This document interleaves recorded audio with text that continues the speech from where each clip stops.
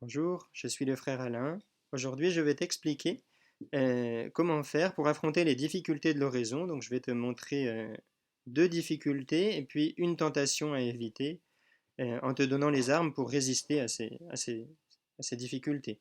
La première difficulté, en général, c'est que tu ne sais pas quoi faire. Tu as posé ton acte de foi, tu es en présence de Dieu, recueilli, et puis au bout de quelques minutes, tu sais déjà plus quoi faire.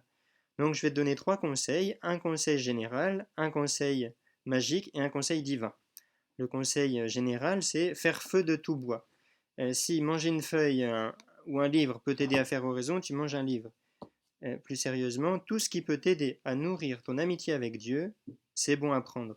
Par exemple, lire un texte ou bien regarder une image de Jésus ou penser à quelque chose qui t'a marqué dans ta relation avec Dieu, tout ça, peu importe, tout peut t'aider, tout ce qui peut t'aider, je veux dire, à nourrir ton amitié avec le Seigneur, c'est bon à prendre.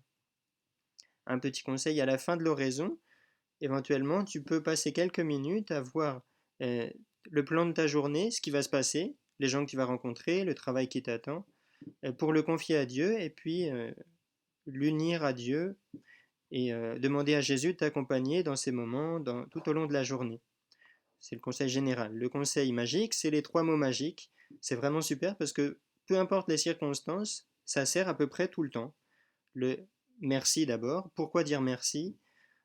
C'est une question qu'on peut se poser quand on commence à faire oraison dans les premières minutes. Quel motif j'ai de remercier le Seigneur? Qu'est-ce qu'il m'a fait comme grâce aujourd'hui ou dans la semaine que je n'ai pas forcément vu? Merci pour mes parents, pour mes amis, pour la vie, pour le beau temps. Tout peut être une occasion de remerciement et c'est une attitude fondamentale qu'on découvre petit à petit et qui donne de la joie, c'est de remercier pour tout ce que le Seigneur nous donne.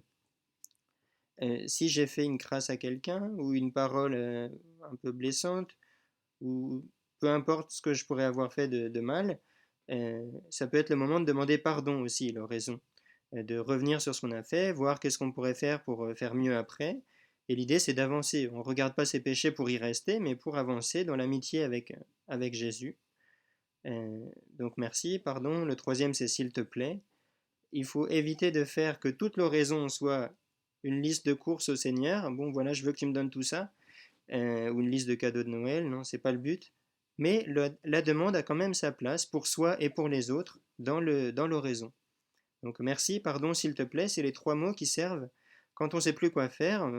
Il y a forcément l'un des trois qui va trouver un écho dans mon cœur, qui va m'aider à prier. Le conseil magique, ensuite le conseil divin. Le conseil divin, c'est de se dire Dieu me parle ou pas? Non, j'entends rien. Je lui parle, il répond pas. En fait, Dieu nous parle tous les jours dans sa parole, la parole divine, la parole de Dieu, a fortiori dans l'évangile. Donc, un moyen assez simple de faire oraison, c'est de partir du texte de la messe. Je lis les textes, l'évangile par exemple, lentement.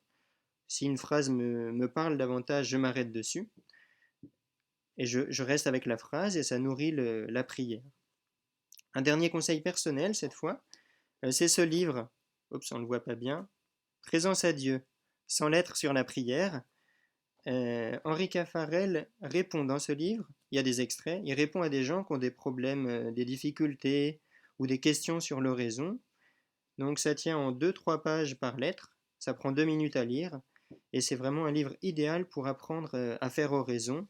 On lit 2 pages par jour, 2 pages au début, on ferme le livre, on prie. Et moi, c'est ce livre qui m'a appris à faire oraison, donc je recommande vraiment.